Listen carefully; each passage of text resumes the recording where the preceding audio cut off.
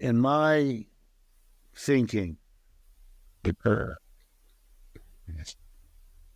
war, the mass slaughter of human beings by human beings, is itself an extraordinary moment. I take dreadfully seriously, and there's my personal history coming into play, no doubt, that there is something qualitatively and quantitatively different in the act of warfare relative to everything else. I infer from that, or I start from that point, and my brain says to me, what would possess any government, or for that matter, any movement, even down to the individual? What level of tension, conflict, pressure, difficulty, pain would lead you to undertake the project of purposefully seeking out ways to wound or kill other people? What?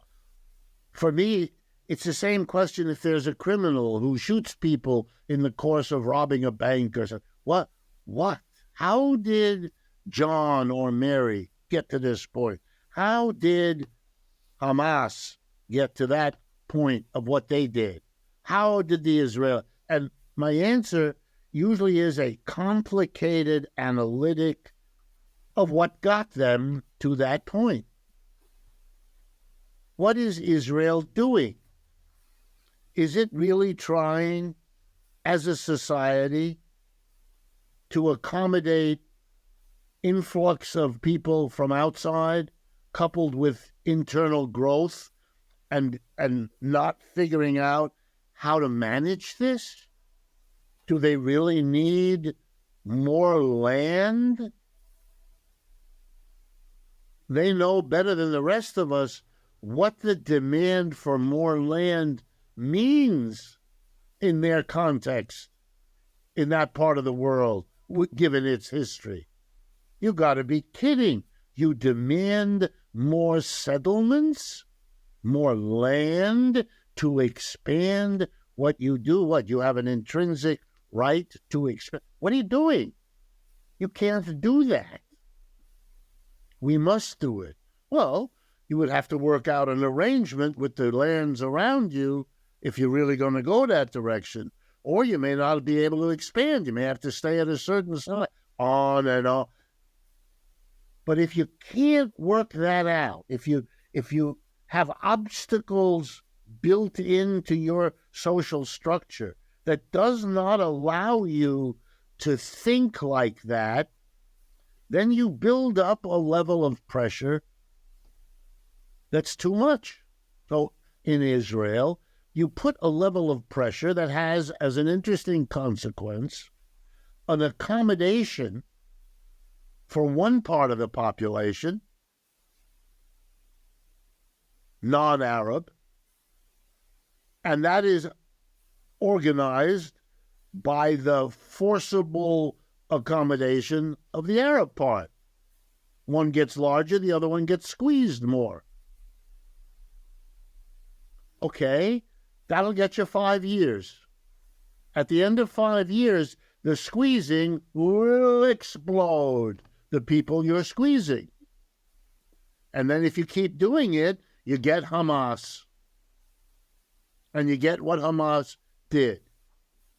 Look, and I know this kind of thing is misunderstood all the time by people who want to, but you're not one of those, and I'm hoping your audience won't be. Hamas's actions, horrible, horrible actions, put their demands and issues on the agenda of the world. If that was their goal, they've succeeded. And by Israel responding, they have now become not only the ones who are suffering, but the ones who are in some way justified in their upset because of the suffering, even though they took the first step in October. It's extraordinary. And people will not understand the way the world works if they don't understand that every other movement in the world of people that are oppressed, badly treated, relatively second-class or third-class citizens in a society that disregards them will find an identity with the Palestinians, and Hamas will have learned a lesson. You want to put your issue front and center for the whole world to see because you're desperate for the attention you hope will somehow help you? Here's a model. And the Israelis are going to forever discover the pain of losing the identity of the Holocaust victim because they can now be presented as having perpetrated a Holocaust all of their own.